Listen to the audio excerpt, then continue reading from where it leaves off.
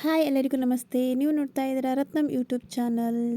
ನಾನಿವತ್ತು ಸಿಂಪಲ್ಲಾಗಿ ಪಾಲಕ್ ಚಿಕನ್ ಮಾಡೋದು ಹೇಗೆ ಅಂತ ತೋರಿಸ್ತಾ ಇದ್ದೀನಿ. ತುಂಬ ಅಂದರೆ ತುಂಬ ಸಿಂಪಲ್ಲಾಗಿ ಮಾಡುವಂಥದ್ದು. ಹಾಗೆ ಯಾರೆಲ್ಲ ನನ್ನ ಚಾನಲನ್ನು ಫಸ್ಟ್ ಟೈಮ್ ನೋಡ್ತಾ ಇದ್ದೀರೋ ದಯವಿಟ್ಟು ಸಬ್ಸ್ಕ್ರೈಬ್ ಮಾಡ್ಕೊಳ್ಳಿ, ಹಾಗೆ ಬೆಲ್ ಐಕನನ್ನು ಕ್ಲಿಕ್ ಮಾಡಿ. ಹಾಗೆ ನನ್ನ ಚಾನಲಲ್ಲಿ ಏನಾದರೂ ನಿಮಗೆ ಇಂಪ್ರೂವ್ಮೆಂಟ್ ಬೇಕು ಅಂತ ಅನಿಸಿದರೆ ಕಮೆಂಟ್ ಮೂಲಕ ತಿಳಿಸಿ. ಹಾಗೆ ವಿಡಿಯೋನ ಪೂರ್ತಿ ನೋಡಿ ಬನ್ನಿ. ಅಂದರೆ ಈಗ ಪಾಲಕ್ ಸೊಪ್ಪನ್ನು ಸ್ವಲ್ಪ ನಾನು ಬೇಯಿಸ್ಲಿಕ್ಕೆ ಉಂಟು.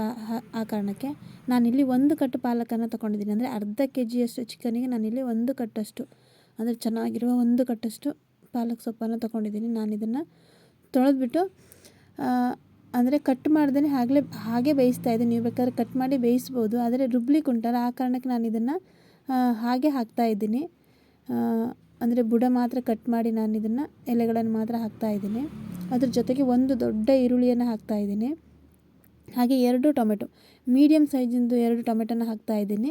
ದೊಡ್ಡ ಟೊಮೆಟೊ ಆದರೆ ಒಂದೇ ಸಾಕು. ನಾನಿದು ಚಿಕ್ಕದಾಗಿತ್ತು ಟೊಮೆಟೊ ಹಣ್ಣು, ಅದಕ್ಕೆ 2 ಹಾಕ್ತಾಯಿದ್ದೀನಿ. ನಾನಿಲ್ಲಿ 4 ರಿಂದ 5 ಹಸಿಮೆಣಸನ್ನು ಹಾಕ್ತಾಯಿದ್ದೀನಿ. ಇವಿಷ್ಟನ್ನು ಹಾಕಿ ಸ್ವಲ್ಪ ನೀರನ್ನು ಹಾಕ್ಕೊಂಡು ನಾನಿಲ್ಲಿ ಬೇಯಿಸ್ಕೊಳ್ತಾ ಇದ್ದೀನಿ. ಅಂದರೆ ಪಾಲಕ್ ಸೊಪ್ಪು ಬೇಗ ಬೆಂದುಬಿಡುತ್ತೆ, ಅಂದರೆ ಬಾಡಿ ಹೋಗಿಬಿಡುತ್ತೆ. ಆ ಕಾರಣಕ್ಕೆ ನಾನು ಇದನ್ನು ಕಟ್ ಮಾಡ್ತಾ ಇಲ್ಲ. ಈಗ ನೋಡಿ ಎಷ್ಟು ಚೆನ್ನಾಗಿ ಬೆಂದಿದೆ. ಒಂದು 5 ರಿಂದ 10 ನಿಮಿಷ ಸಾಕಿದ್ದು ಬೇಯಲಿಕ್ಕೆ. 5 ನಿಮಿಷ ಸಾಕು, 10 ನಿಮಿಷ ಬೇಡ ಅನಿಸುತ್ತೆ. ನೋಡಿ ಎಷ್ಟು ಚೆನ್ನಾಗಿ ಬೆಂದಿದೆ ಅಂತೇಳಿ. ಇದನ್ನು ರುಬ್ಲಿಕ್ಕೆ ಉಂಟು. ಇದು ತಣ್ಣಗಾದಮೇಲೆ ರುಬ್ಕೊಳ್ಳುವ. ನಾನಿಲ್ಲಿ ಚಿಕನನ್ನು ಫ್ರೈ ಮಾಡ್ಕೊಳ್ಬೇಕು. ಆ ಕಾರಣಕ್ಕೆ ನಾನೊಂದು ಪಾತ್ರೆ ಇಟ್ಕೊಂಡು 3 ರಿಂದ 4 ಟೇಬಲ್ ಸ್ಪೂನಷ್ಟು ಎಣ್ಣೆಯನ್ನು ಹಾಕ್ಕೊಳ್ತಾ ಇದ್ದೀನಿ. ನೋಡ್ತಾ ಇರ್ಬೋದು ನೀವಿಲ್ಲಿ. ಹಾಗೆ ಎಣ್ಣೆ ಕಾಯಬೇಕು, ಅಂದರೆ ಸ್ವಲ್ಪ ಎಣ್ಣೆ ಕಾದ್ಮೇಲೆ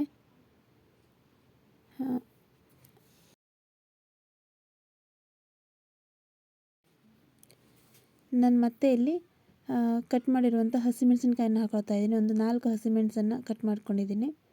ನಿಮಗೆ ಖಾರಕ್ಕೆ ಎಷ್ಟು ಬೇಕೋ ಅಷ್ಟನ್ನು ಹಾಕ್ಕೊಂಡ್ರೆ ಸಾಕು. ಹಾಗೆ ನಾನಿಲ್ಲಿ ಈರುಳ್ಳಿಯನ್ನು ಮತ್ತು 1 ದೊಡ್ಡ ಸೈಜಿನ ಈರುಳ್ಳಿಯನ್ನು ಸಣ್ಣದಾಗಿ ಹೆಚ್ಚಿರುವಂಥದ್ದನ್ನು ಹಾಕ್ತಾಯಿದ್ದೀನಿ. ಸಣ್ಣದಾಗಿ ಹೆಚ್ಚಿಕೊಳ್ಬೇಕು, ಚೆನ್ನಾಗಾಗುತ್ತೆ. ನೋಡಿ ನಾನೀಗ ಈರುಳ್ಳಿ ಫ್ರೈ ಮಾಡುವಾಗ ಉಪ್ಪು ಆ ಥರದ್ದೇನೂ ಹಾಕ್ತಾಯಿಲ್ಲ. ಇದು ಸ್ವಲ್ಪ ಫ್ರೈ ಆಗಬೇಕು, ಚೆನ್ನಾಗಿ ಫ್ರೈ ಆದರೆ ಚೆನ್ನಾಗಿರುತ್ತೆ. ಹಾಗೆ ನಾವು ಇದನ್ನು ಪೇಸ್ಟನ್ನು ಮಾಡ್ಕೊಂಡು ಬಿಡುವ. ಈರುಳ್ಳಿ ಫ್ರೈ ಆಗುತ್ತಾನ ನಾನು ಇದನ್ನು ಬೇಯಿಸ್ಕೊಂಡಿರುವಂಥ ಪಾಲಕ್ ಮತ್ತು ಈರುಳ್ಳಿ, ಟೊಮೆಟೊ, ಹಸಿಮೆಣಸನ್ನು ಮಿಕ್ಸಿಗೆ ಹಾಕ್ಕೊಂಡಿದ್ದೀನಿ. ಇದನ್ನು ಒಂದು ಸರಿ ನುಣ್ಣಗೆ ರುಬ್ಕೊಂಡ್ರೆ ಆಯಿತು. ಹಾಗೆ ಚಿಕನ್, ಇಲ್ಲಿ 1 ಕೆ ಜಿ ಚಿಕನ್ ಇದೆ. ನಾನಿಲ್ಲಿ 1 ಕೆ ಜಿ ಚಿಕನನ್ನು ಹಾಕ್ತಾಯಿಲ್ಲ. ಮತ್ತು ಇವರು ಅರ್ಧ ಕೆ ಜಿ ಅಂತ ಹೇಳಿಬಿಟ್ಟು ಜಾಸ್ತಿ ಕಾಣಿಸ್ತಾ ಇದೆ ಅಂತ ಅಂದ್ಕೊಳ್ಬೋದು. ನಾನು ಇದನ್ನು ಸ್ವಲ್ಪವನ್ನೇ ಹಾಕ್ಕೊಳ್ತಾ ಇದ್ದೀನಿ. ಈರುಳ್ಳಿ ಕೂಡ ಫ್ರೈ ಆಗಿದೆ. ನಾನಿಲ್ಲಿ ಚಿಕನನ್ನು ಹಾಕ್ಕೊಂಡಿದ್ದೀನಿ. ಒಂದು ಅರ್ಧ ಕೆ ಜಿ ಆಗುವಷ್ಟು ಚಿಕನನ್ನು ಹಾಕ್ಕೊಂಡಿದ್ದೀನಿ.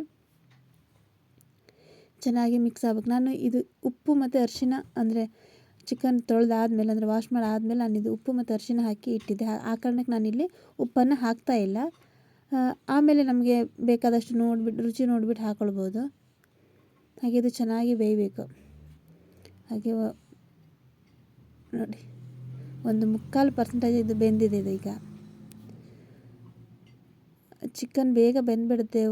ಅಂದರೆ ಫ್ರೈ ಮಾಡಿಬಿಟ್ಟು ಸ್ವಲ್ಪ ಏನಾದರೂ ಪ್ಲೇಟನ್ನು ಮುಚ್ಚಿ ಇಟ್ಬಿಟ್ರೆ ಒಂದು 5 ರಿಂದ 10 ನಿಮಿಷದಲ್ಲಿ ಚಿಕನ್ ಚೆನ್ನಾಗಿ ಬೆಂದುಬಿಡುತ್ತೆ. ಅದರ ನೀರೆಲ್ಲ ಎಷ್ಟು ಚೆನ್ನಾಗಿ ಬಿಟ್ಕೊಂಡಿದೆ ನೋಡಿ. ಹಾಗೆ ಇನ್ನೊಂದು 2-3 ನಿಮಿಷ ಹಾಗೆ ಬೇಯಿಸ್ಕೊಳ್ಳುವ.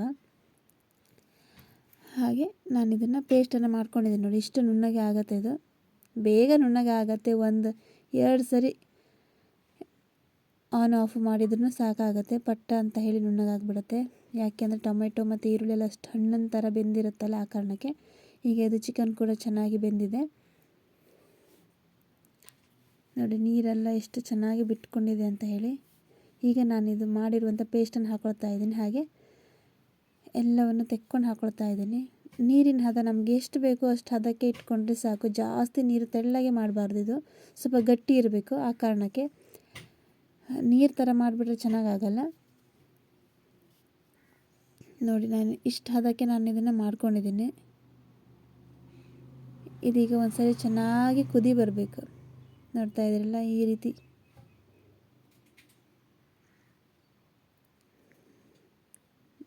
ನೋಡಿ ರೆಡಿಯಾಗಿದೆ. ಪಾಲಕ್ ಚಿಕನ್ ರೆಡಿಯಾಗಿದೆ.